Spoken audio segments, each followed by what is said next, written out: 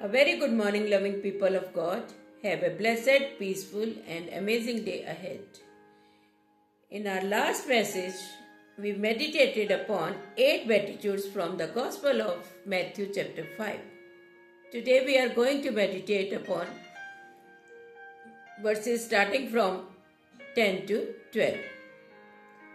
इन तीनों वर्सेस में यीशु ने बहुत ही गहरी बात बताई है कि सच्चाई, ईमानदारी और धर्म के मार्ग पर चलने का मतलब सताया जाना भी होता है। वर्स 10 में यीशु कहते हैं, धन्य हैं वे जो जिनके मन शुद्ध हैं, क्योंकि वे परमेश्वर को देखेंगे। जी हाँ प्रियो, यह सब जानते हैं कि जब हम परमेश्वर के मार्ग पर चलते हैं तो यह रास्ता आसान नहीं है। इस मार्ग पर चलने का मतलब बहुत सारा सताव, पीड़ाएं होता है और सहनी पड़ती है हमें, क्योंकि अधिकतर लोगों के जीवन में संसारिकता का सरताज दुष्ट शैतान कार्य करता है और उसको यह हजम नहीं होता कि ये जो मुट्ठी भर लोग हैं ये मेरी गिरफ्त में क्यों नहीं है। तो वो अपनी सेनाओं द्वारा और हमारे परिवारों में, हमारे समाज में, संसार में लोगों के द्वारा जो उस परमेश्वर से दूर हैं, तो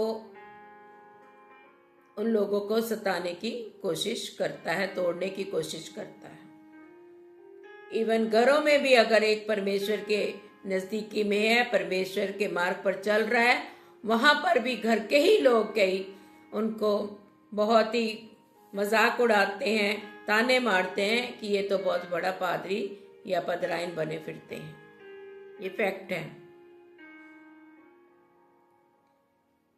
यदि ऐसे समय में ये लोग जो परमेश्वर के नजदीकी में चल रहे हैं, उसके मार्ग पर चल रहे हैं, अगर वो हताश और निराश नहीं होते तो परमेश्वर इसका बहुत बड़ा रिवॉर्ड उनको देता है और वो उन्हें छोड़ता नहीं है, बल्कि उन्हें ऑनर और इटर्नल रिवॉर्ड का वायदा करता है।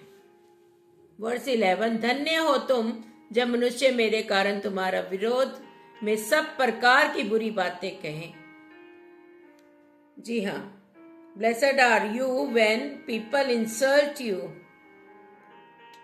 persecute you and falsely say all kinds of evil against you because of me. प्रियो, जब लोग आपको गलत समझ कर आपके खिलाफ बोलते हैं ना, वो आपकी इंसल्ट करते हैं और झूठे इल्ज़ाम लगाते हैं सिर्फ इसलिए कि आप यीशु को फॉलो कर रहे हैं या यीशु के मार्ग पर चल रहे हैं, और वो सताने की कोशिश करते हैं।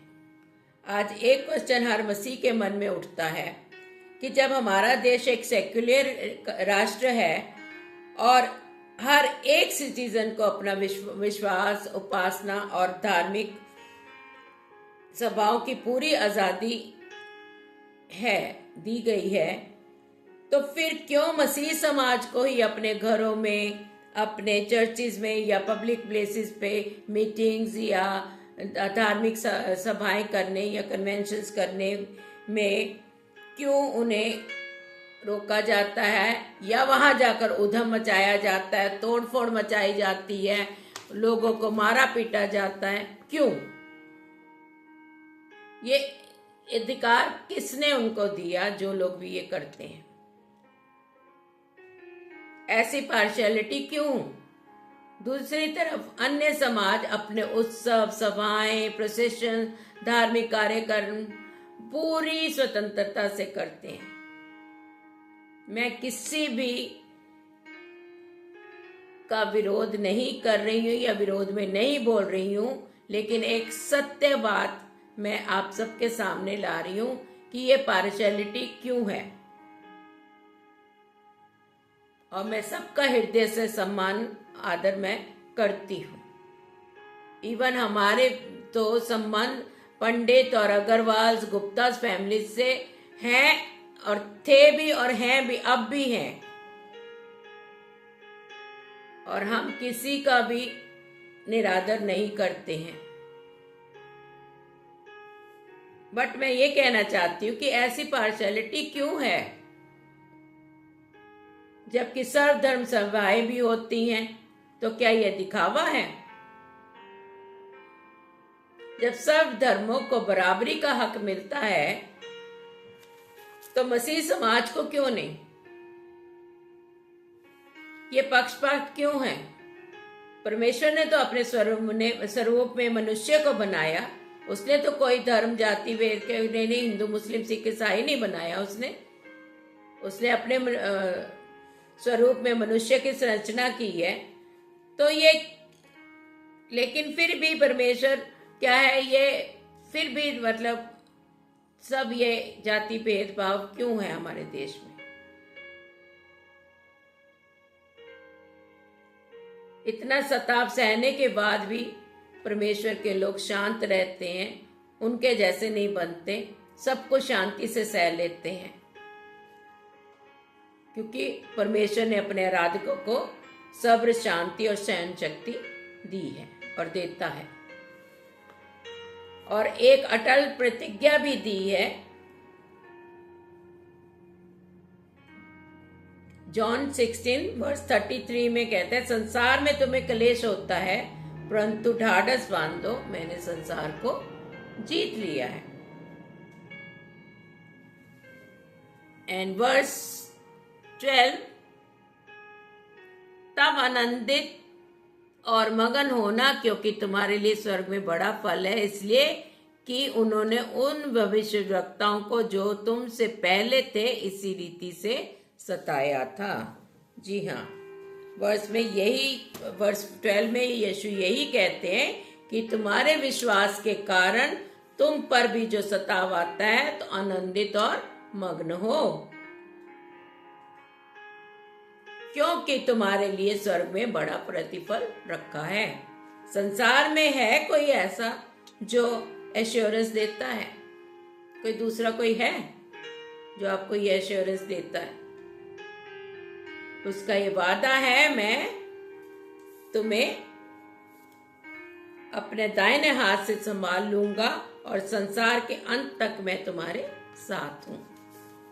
यस माय डियर फ्रेंड्स, ये प्रतिज्ञा हमें साहस दिलाते हैं कि हम अकेले नहीं हैं। हमारी जंग हमारा महान अनुग्रहकारी दयालु परमेश्वर लड़ रहा है, और हम जयवंत से भी बढ़कर हैं। जिस मसीह ने संसार को जीत लिया तो हमारे अंदर, और वो हमारे अंदर रहता है, और कोई भी विरोध हमारी शांति, आनंद और विश्वास को तोड़ नहीं सकता, क्योंकि हमारे अंदर जीवित परमेश्वर है। हम उसके चलते फिरते मंदिर हैं, और वो हम में वास करता है। और उसने कहा है, मैं तुम्हें, चाहे कोई भी आंधी आए, तूफान आए, विपत्ति आए, सताव आए, मैं तुम्हें हाथ पकड़कर तुम्हें मैं पार लगाऊंगा, तुम्हें निकालूंगा। और उसके वायदे हाँ और आमीन के साथ पूरे होते हैं।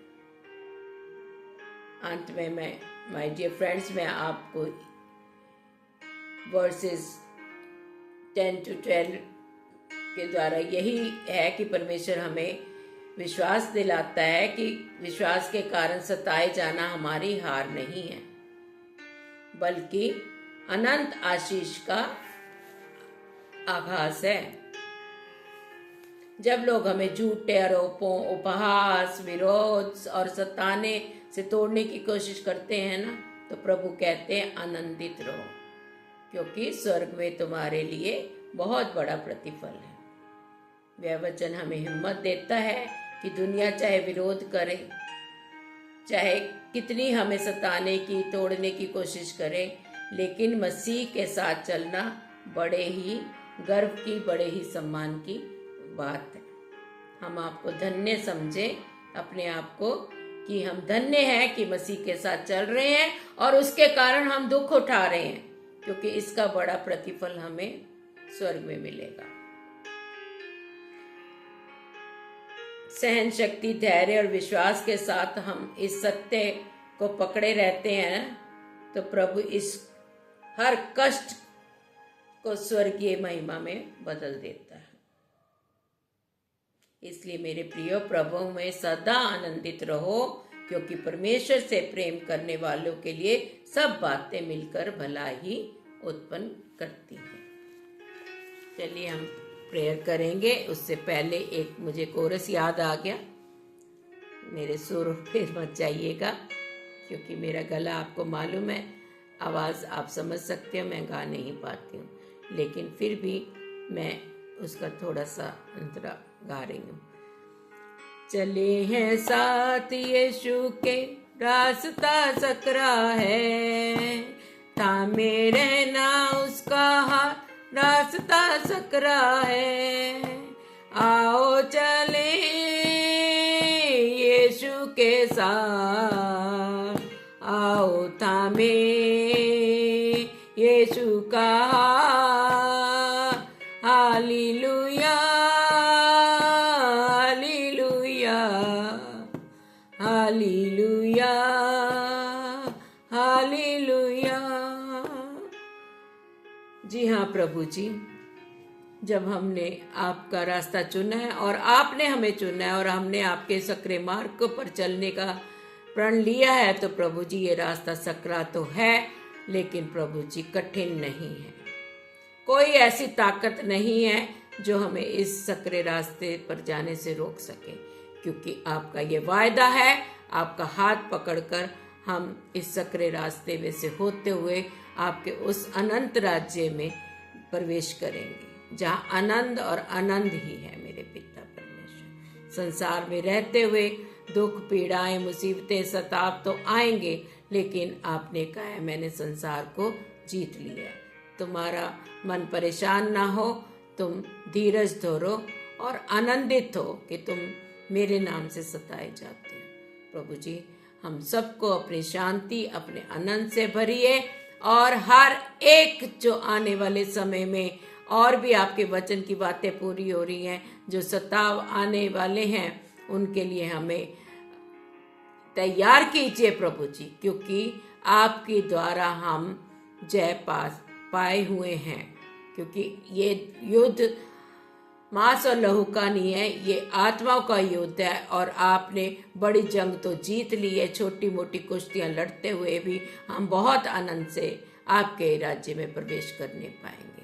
हम सबको प्रभु जी अपनी पाक रूह से भरिए, ताकि हम अपने आप को खुदावन उस समय के लिए तैयार कर सके। मेरे